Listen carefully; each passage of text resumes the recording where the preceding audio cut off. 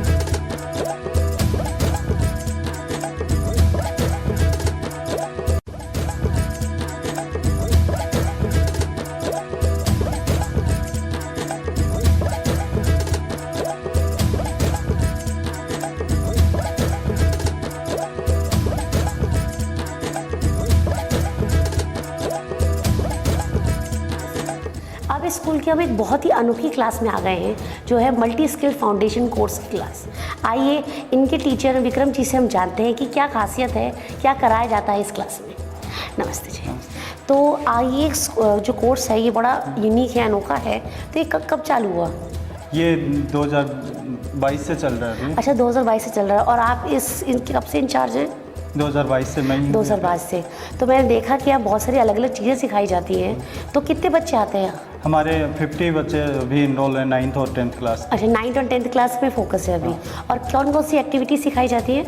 इसमें हमारे पास 4 मॉड्यूल हैं जिसके अंदर हम फूड प्रोसेसिंग टेक्निक के अंदर हम बहुत सारे फूड के अंदर जो भी प्रोसेस किए जाते हैं उन सारी टेक्निक्स के बारे में हम बताते हैं। साथ ही गार्डनिंग का है, नर्सरी गार्डनिंग एग्रीकल्चर के अंदर जो भी फील्ड में जो वर्क होते हैं उसके बारे में हम एक्सप्लेन करते हैं। और जो टेक्निक्स जो यूज़ में ली जा रही हैं जो ग्रामीण क्षेत्र पे या फिर शहरी क्षेत्र पे उनके ऊपर हम फोकस करते हैं। थर्ड जो चीज़ हमारी बात आती है एनर्जी इन्वायरमेंट, जिसके अंदर हम इलेक्ट्रिशियन से जितने भी रिलेटेड वर्क हैं वो सीखते हैं। और जो हमारे एनर्जी को हम फ्री एनर्जी को हम कैसे अपना मतलब यूज़ कर सकते हैं उसके बारे में डिस्कस करते हैं। फोर्थ है हमारा वर्कशॉप इंजीनियरिंग टेक्निक, जिसके अंदर हम कंस्ट्रक्शन वर्क के अंदर काम करते हैं। हम कारपेंट्री हम सीखते हैं, सीट मेटल पे हम वर्क करते हैं, इस तरह से प्लम्बिंग हम करते हैं। इस तरह से बहुत सारे प्रैक्टिकल्स हैं जो हम प्रैक्टिकल लर्निंग बाय डूइंग पे काम करते हैं। तो ये जो इस क्लास को चालू करने का कोई इसके पीछे कोई रीज़न होगा, कोई वजह थी? हाँ, इसके पीछे एक बड़ी वजह है कि जो बच्चे जिनके पास संसाधनों की कमी है, वो बच्चे जिनके पास संसाधनों की कमी है वो इस स्किल से कहीं दूर रह जाते हैं। हाँ जी, हाँ जी।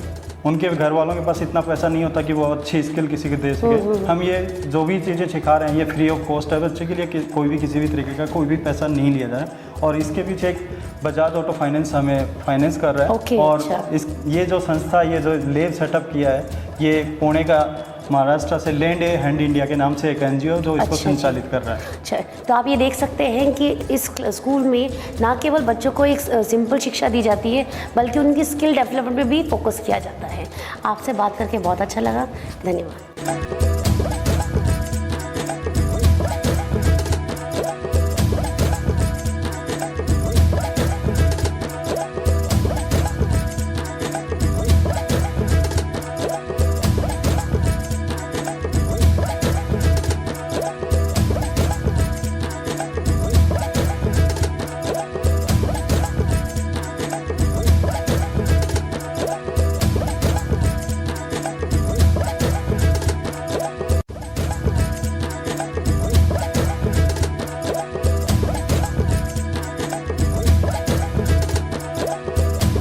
अब हमने ये तो जान लिया कि मल्टी स्किल फाउंडेशन कोर्स क्या होता है, उनके टीचर से बात कर ली, बट आज अब जानते हैं कि उनके बच्चों को ये कोर्स कैसा लगता है।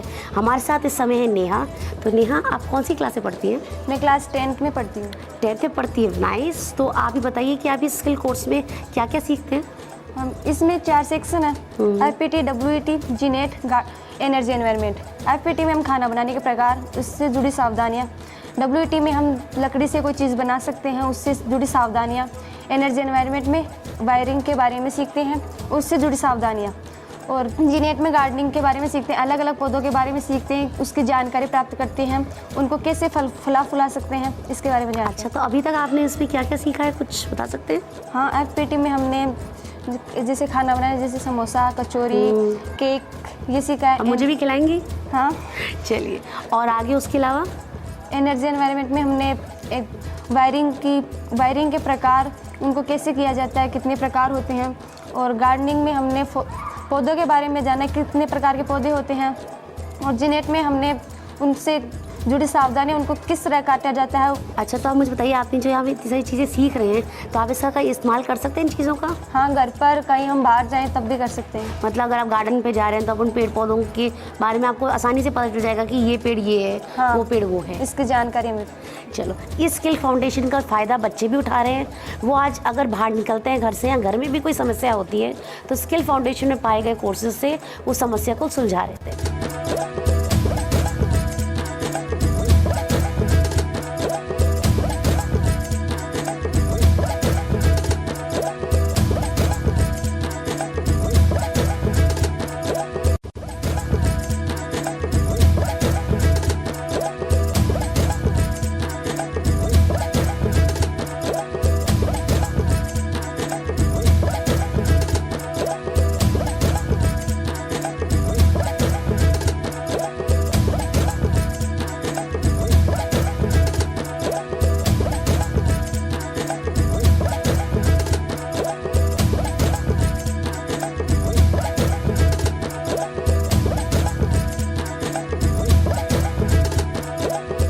तो ये है हड़ा का टीचर विजेंद्र सिंह जी। सबसे पहले तो थे हड़ा ये बताओ कि हड़ा रोजाना कितना बच्चा खाना खाओ? मतलब बच्चे जितने उपस्थित होते हैं प्राइमरी के और मिडिल के अलग अलग हैं, तो जितने उपस्थित होते हैं वो बच्चे उनको खाना दिया जाता है। सबसे पहले प्रार्थना होते ही जो अभी बाल गोपाल दुग्ध योजना चल रही है तो वो उसमें अपने बच्चों को दूध पिलाते हैं। अच्छा, दूध भी पिलाओ? हाँ, दूध भी पिलाते हैं। और प्रार्थना होते ही मतलब, हाँ, ठीक है, गर्म करके, और प्रार्थना होने के बाद में बच्चों को दूध पिलाते हैं। दूध पिलाने के बाद में ये खाने में इंटरवल खाना मिलता है इंटरवल में। हाँ। तो उसमें हर दिन का मेनू अलग अलग है।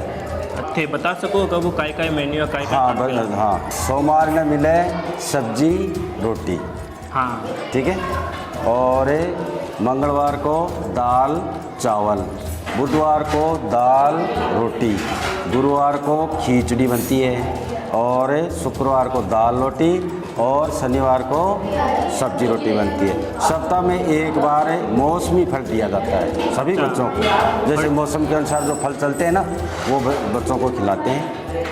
तो मतलब थे ना दूध भी पिलाओ? हाँ, दूध भी पिलाते हैं, खानों भी खिलाओ। हाँ, बच्चों का बच्चा ना फल भी दो। फल भी देते हैं, और साफ़ सफाई का भी पूरा ध्यान रखते हैं। जैसे बच्चा खाना खाने से बैठेंगे ना, हाँ, उससे पहले सबके बच्चों की लाइन बना के साबुन से हाथ हम खुद खड़े होके और हाथ धुलाते हैं, साफ़ सफाई करवा के फिर बच्चों को लाइन से बैठवाते हैं और फिर वो खाना मतलब खिलाते हैं।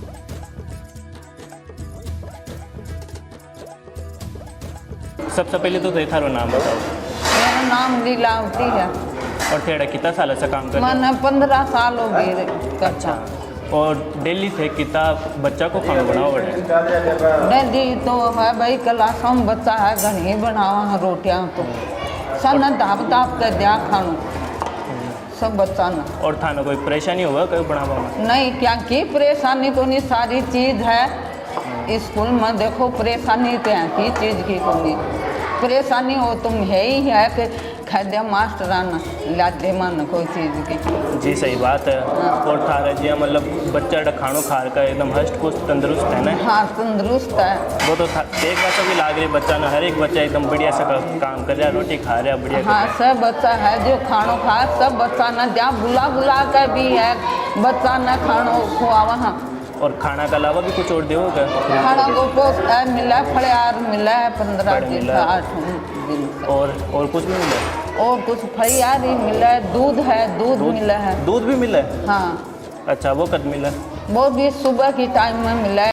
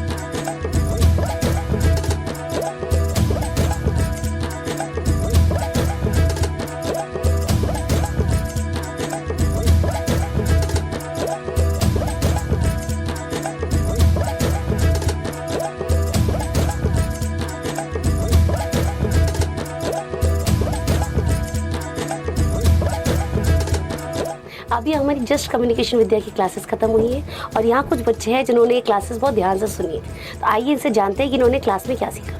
नमस्कार, मेरा नाम सक्षय माथुर है।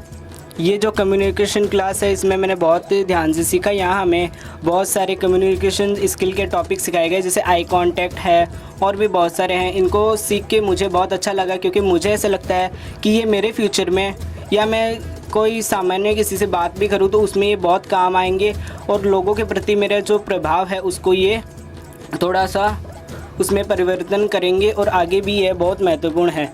धन्यवाद। मेरा नाम सोनू शर्मा है। मैं कक्षा 10th की स्टूडेंट हूँ और मुझे बॉडी लैंग्वेज का बहुत अच्छा लगा। आपने जो चैप्टर पढ़ाया, मैं भी पहले इस अजीब तरीके से लोगों से बात करती थी, लेकिन आपने जो पढ़ाया मैं हमेशा ध्यान रखूँगी जिससे भी बात करूँगी।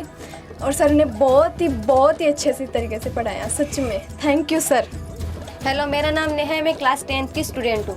सर ने हमें पढ़ाया, यह सब हमें अच्छा लगा। मुझे पहले ये नहीं पता था कि किस तरह बात करते हैं, किस तरह अपने मूवमेंट को क्लियर करते हैं। इन्होंने बताया कि हम दूसरों से बात करते हैं या फिर दूसरा हमें सुन रहा है तो वो हम पर हमारी बात को ध्यान से सुन रहा है या नहीं, हम उनको बात कह रहे हैं हम या हमारी बात को इग्नोर कर रहा है। उन सब चीज़ों से ठीक कर सकती हूँ, अपनी बात रखने का तरीका कर सकती हूँ। और सबसे ज़्यादा मुझे स्पीकिंग और लिसनिंग के बारे में सर ने बताया, वह सबसे अच्छा लगा, क्योंकि मैं हमेशा बोलती ही रहती हूँ। सुनने में मुझे बहुत आलस सा आता है, क्योंकि मैं हमेशा बोलती रहती हूँ और सब ऐसे करते हैं कि ऐसे ये बोलती रहेगी। सबसे ज़्यादा मुझे सुनने का अच्छा लगा। Thank you. मेरा नाम हंसा मीणा है। मैं कक्षा 10 की छात्रा हूँ। मुझे बॉडी लैंग्वेज वाला चैप्टर बहुत अच्छा लगा था। मैं भी इसी तरह से ना बातें किया करती थी, तो मुझे पता नहीं था कि अगला हमारे बारे में क्या सोचता है।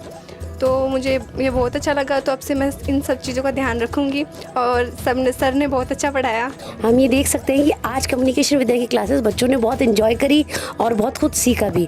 और मैं आशा करते हैं कि ये बच्चे आगे जाकर इन जो भी लेसन आज सिखाए गए हैं, जो भी टिप्स आज दी गई हैं, उनको इस्तेमाल करेंगे। आपसे मिलकर बहुत अच्छा लगा। अब हमारे साथ मौजूद हैं राजकीय उच्च माध्यमिक विद्यालय के प्रिंसिपल मिस्टर राजेश कायल। आइए चलिए उनसे बात करते हैं। नमस्ते मिस्टर कायल जी। तो आपसे ये जानना चाहूँगी, आपसे पहले आपके बारे में जानना चाहूँगी मैं राजेश कायल, प्रधानाचार्य इस विद्यालय में अक्टूबर 2019 से कार्यरत हूँ। इससे पहले मैं प्रधानाध्यापक के रूप में 2 विद्यालयों में कार्यरत रह चुका हूँ। सर, आप इस विद्यालय के बारे में कुछ बता सकते हैं? हाँ, जैसा कि आपने देखा, विद्यालय में वर्तमान में 248 बच्चों का नामांकन है। विद्यालय में 2 फैकल्टी चल रही हैं, उसमें कला और वाणिज्य। सरकार ने जो है यहाँ विज्ञान संकाय संचालित करने का भी ऑर्डर जारी किया है और इससे बच्चों को फ़ायदा होगा। और विद्यालय के भौतिक सुविधाएं जो आपने देखी बहुत ही अच्छी हैं। हरा भरा स्वच्छ परिसर है। हाँ जी। और सर, इसके अलावा शिक्षा देने के अलावा उसके अलावा कोई और भी एक्टिविटीज़, कोई और किसी और खेलों में रुचि लेते हैं बच्चे? हाँ, यहाँ के बच्चे खेलों में रहते हैं। बास्केटबॉल का विशेषकर यहाँ ज़्यादा है, क्योंकि ग्राउंड अवेलेबल है बास्केटबॉल को अच्छा है। और यहाँ शुरू से ही मेरे आने से पहले ही बच्चों में बास्केटबॉल और ये टेबल टेनिस का विशेष है। हर वर्ष 2-3 बच्चे यहाँ से स्टेट भी खेल चयन होता है उनका, डिस्ट्रिक्ट लेवल पे भी जाते हैं और सुबह शाम तैयारी करवाते हैं। यहाँ शारीरिक शिक्षा जो है दुर्गा जी महिला शारीरिक शिक्षा कार्यक्रम काफ़ी वो भी प्रयास करती हैं। अच्छा सर, अब आप जैसे हमारे यहाँ कम्युनिकेशन विद्या की क्लासेस हुई, तो सर आप बता सकते हैं कि संचार का कितना महत्व है और क्या वो हमारे सिलेबस में जुड़ना चाहिए बच्चों के? हाँ बिल्कुल मैडम, ये मैं इस बात से सहमत हूँ। जीवन में संचार कौशल का होना बहुत ज़रूरी है। कम्युनिकेशन स्किल व्यक्ति का चाहे पर्सनल हो चाहे उसका प्रोफेशनल क्षेत्र हो, हर जगह कम्युनिकेशन स्किल से व्यक्ति अपना प्रभाव बना सकता है। एक पर्सनल डेवलपमेंट में एक जो बच्चे का एक तरीके सर्वांगीण विकास है, उसमें संचार कौशल का बहुत महत्वपूर्ण भूमिका होती है। और ये मेरे हिसाब से इसके सेशन भी होने चाहिए। अगर ये सिलेबस का पार्ट होता है तो और भी अच्छा है। ये अच्छी है कि आपने यहाँ ये जो ट्रेनिंग सेशन किया, इससे बच्चे लाभान्वित हुए। बच्चों को तो हम ये देख सकते हैं कि जो राजकीय उच्च माध्यमिक विद्यालय है उसमें सिर्फ शिक्षा का ही ख्याल नहीं रखा जाता, उनके खेल कूद में भी उनको पूरी अपॉर्चुनिटी दी जाती है, उनको पूरी ज्ञान दिया जाता है। उसके अलावा इनके यहाँ स्किल कोर्स डेवलपमेंट भी एक कोर्स चल रहा है ताकि बच्चे जो है वो शिक्षा के अलावा और भी अन्य स्किल्स उनके पास हो। तो इसके साथ सर इस इंटरव्यू को एंड करने से पहले अगर आप कोई छोटा सा मैसेज देना चाहें बच्चों को जो हमें देख रहे हैं उन सबको। हाँ मैम, बच्चों के लिए ये कहूँगा कि आज के युग में जैसे ये जो नैतिक शिक्षा का जिस तरीके से थोड़ा सा एक ये कम है, तो बच्चों में नैतिक शिक्षा, नैतिक मूल्यों का विकास बहुत ज़रूरी है। इसके लिए अभिभावक, शिक्षकगण और हम सब मिलकर के, और बच्चों में शुरू से ही अर्ली स्टेज से ही अगर हम इस तरफ ध्यान देंगे संस्कारवान शिक्षा की तरफ, नैतिक शिक्षा, नैतिक मूल्यों की तरफ, तो मुझे लगता है कि ये जो बच्चे हैं ये आने वाले भविष्य में एक देश के लिए अच्छा एक नेक और कामयाब व्यक्ति और बनेंगे और देश के निर्माण में एक महत्वपूर्ण भूमिका निभाएंगे। सर हमें आपसे मिलकर बहुत अच्छा लगा, हमें स्कूल में आकर ही बहुत अच्छा लगा, यहाँ की फैसिलिटीज़ देखकर, जो शिक्षा की फैसिलिटीज़ है उनको देखकर बहुत अच्छा लगा। तो हम उम्मीद करते हैं कि आपको भी वीडियो देखकर बहुत अच्छा लगेगा। तो अगर आपको अच्छा लगे तो लाइक करें और नीचे कमेंट करें।